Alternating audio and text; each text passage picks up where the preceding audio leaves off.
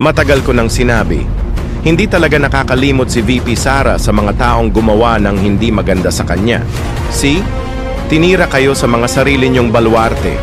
Yan ang patunay na lintik lang ang walang ganti. Pag hindi niyo mapapabagsak si VP at nakasurvive yan, buti pa tumalon na lang kayo sa bangin. Dahil hindi yan titigil hanggang hindi yan nakakaganti.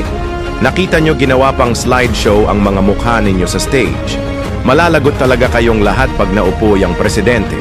Si PRRD na ang nagsabing mag-ingat talaga kayo sa kanya.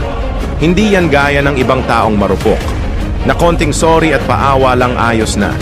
Hindi nyo ba naalala ang sinabi ni VP na walang halaga ang sorry? Dahil ang sorry para lang yan sa hindi sinasadya. Ang ibig niyang sabihin, kahit pa mag-sorry kayo, damage has been done. Walang ibang solusyon. So paano ba yan, Eddie Bilis?